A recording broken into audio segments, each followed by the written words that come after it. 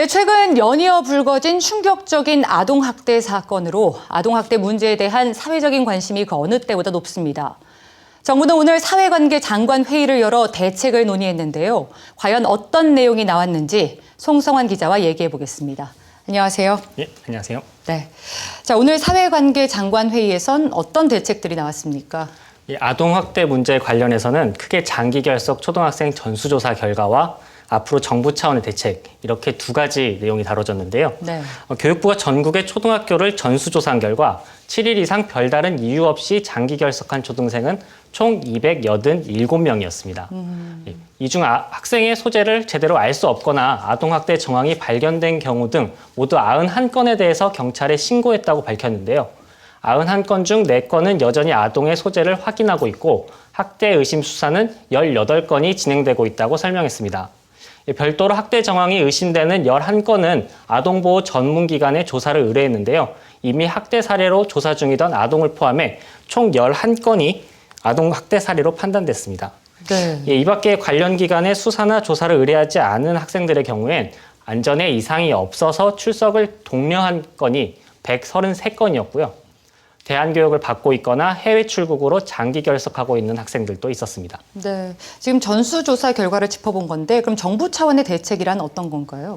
일단 장기 결석 중인 초등학생을 대상으로 했던 전수조사를 중학교까지 범위를 넓혀서 살펴볼 예정이고요. 네. 학교에 갈 나이인데도 초등학교와 중학교에 다니고 있지 않고 있는 아동들도 점검할 계획입니다.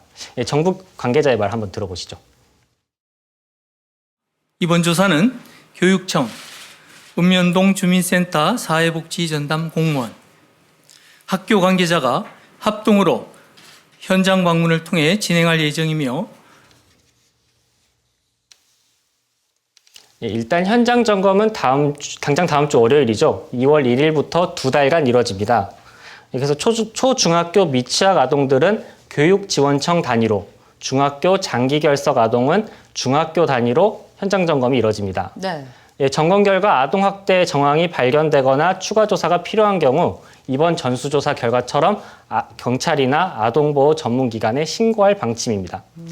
또 보건복지부나 경찰청 같은 아동학대 관계부처와 함께 3월 개학 이전에 미취학, 장기결석 아동 관리에 관한 매뉴얼을 만들어 보급할 예정이고요.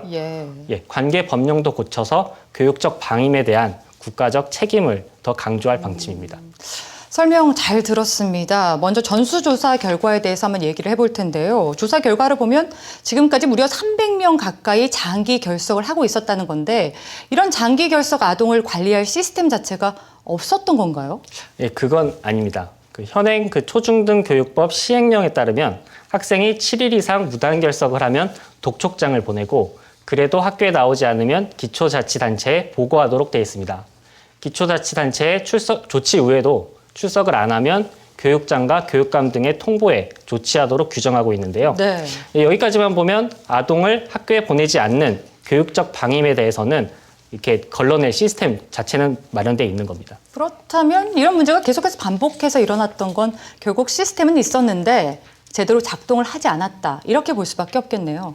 예, 맞습니다. 특히 부천 얼마 전에 있었던 부천 시신 훼손 사건의 경우에는 주민센터가 학교 측에 그런 신고를 받고도 제대로 조치를 취하지 않았다. 이런 사실이 드러났는데요. 현재 제도적으로 말해서 극단적으로 말해서 17세 때 주민등록증을 만들거나 19세 때 군입대 신체 검사를 받기 전까지는 학생이 아무리 장기 결석 중이라고 해도 소재를 파악할 수가 없는 상태입니다. 네. 기초자치단체가 소재 파악을 위해 필요한 조치를 취하지 않았다고 해도 별다른 제재를 받는 내용이 없기 때문인데요. 반면에 병역 의무 대상자 같은 경우엔 소재가 불분명해서 병역 통지서가 전달이 안 되면 조사를 하거나 경찰에 고발해서 대상자를 찾을 수 있게 법이 마련돼 있습니다. 어떻게 보면 국가가 장기 결석 아동에 대해서는 병역 대상자를 찾는 것만큼의 노력도 하지 않고 있다. 이런 문제 제기도 가능한 상황입니다. 네. 그런데도 이번에 나온 대책들 살펴보면요. 아동학대 관련 기관들이 긴밀하게 협력하고 있다. 이 점을 굉장히 강조한 것처럼 보여지거든요. 예, 지적하신 대로입니다. 아동학대 사건이 한 건 발생하게 되면 이 학대 피해 아동을 둘러싼 학업, 치료, 주거, 격리, 이런 행정 문제들이 굉장히 다양하게 발생하기 마련인데요. 네. 그래서 관련 기관도 교육부, 보건복지부, 여성가족부, 법무부, 경찰 등으로 굉장히 다분화돼 있습니다. 그래서 이런 기관들이 아동학대 문제에 대해서 유기적으로 움직이면 다행인데 사실 현장 관계자들 만나보면 공통적으로 하는 말이 유관기관의 협조를 얻는 게 업무하는 데 가장 큰 장애물이다. 이렇게 입을 모으고 있는 실정입니다. 그래서 이준식 사회부총리가 오늘 회의에서 관계부처가 협력체제를 구축하겠다. 이런 내용의 협력 계획을 거듭해서 밝힌 것도 결국 지금까지 원활하게 돌아가지 않았던 부처 간의 공조체제를 이번 기회를 통해서 확실하게 구축해 보겠다. 이런 의지를 나타낸 것이라고 할 수 있습니다. 예, 방금도 말씀을 하셨지만 사실 아동학대 관련 기관들, 뭐 부처 간의 협업이 잘 이루어지지 않는다. 이런 일들이 어제 오늘의 얘기는 아니잖아요. 좀 전반적으로 이를 관리할 컨트롤 타워를 만들자는 주장도 있고 이번 기회에 좀 전반적인 아동학대 방지 시스템을 좀 점검해 볼 필요가 있지 않나 이런 생각이 듭니다. 오늘 말씀도 잘 들었습니다. 고맙습니다.